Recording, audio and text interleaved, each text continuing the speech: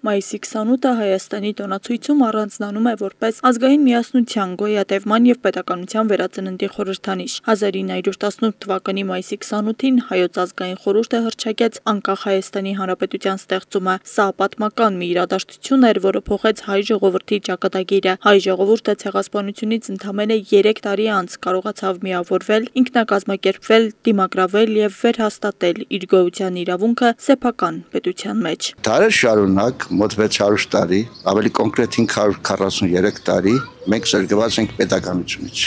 բայց պետականության գաղափարը մշտապես եղել է մեր գիտակցության մեջ։ Եվ 1918 թվականի մայիսի 28-ին համազգային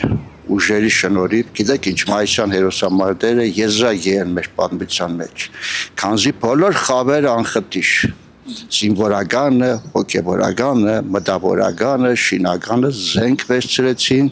և մարտնչեցին հանուն հայրենիքի։ Սարդարապատից մինչև Բաշապարան, Ղարաքիլիսա և Սոգյութլու հայ ժողովուրդը մղեց գոյատևման պայքար, հերոսական դիմակայության արդյունքում ձևավորվեց անկախ պետականության Հայաստանի առաջին հանրապետությունը։ Մայիսյան հերոսամարտերի մեջ բնականաբար առանձնանում է Սարդարապատը, Բաշապարանը և Ղարաքիլիսան, բայց ես կկարևորեմ նաև Շիրակի գոյամարտը և Սառնախբյուրի ճակատամարտը Սոգոթլու, քանզի այստեղ իրոք հայ ժողովուրդը հավաքական ուժի շնորհիվ։ Տեսեք, մայիսյան հերոսամարտերի խորհուրդը նաև մեր հավաքական ուժի մեջ է։ Առաջին հանրապետությունը գոյատևեց ընդամենը 2 տարի, 1920 թվականին խորհրդային բանակը մուտք գործեց Հայաստան և այն վերածվեց խորհրդային հանրապետության, սակայն անկախության գաղափարը երբեք չմարեց։ Ըստ էության ես պետք է ասեմ, որ առաջին հանրապետությունը շատ սխալներ ունեցավ, մասնավորապես արտաքին քաղաքականության ոլորտում։ Տեսեք, մեզ հաճախ հարց են տալիս, հնարավոր էր արդյոք պահպանել առաջին հանրապետությունը։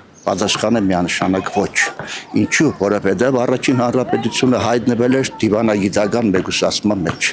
Առաջին հանրապետությունը չուներ հուսալի դաշնակիցներ, ու ցավալին որն է բնականաբար, որ ստեղծված պայմաններում Քեմալա Բոլշևիկյան, Լենին, Աթաթուրք եւ այլն դաշինքը ըստ էության ուղղված էր մեր դեմ։ Հայաստանի Հանրապետության ստեղծումը 1918 թվականին նվեր չէր, պատահականության արդյունք չէր, ինչպես ոմանք փորձում են ներկայացնել։ Հայ ժողովուրդը հերոսական պայքարով, թշնամական բազմապատիկ զորքերի դեմ ինքնապաշտպանական մարտերով կարողացավ նվաճել անկախությունը։ Բարգարծով պահպանվել էր պատմական հիշողությունը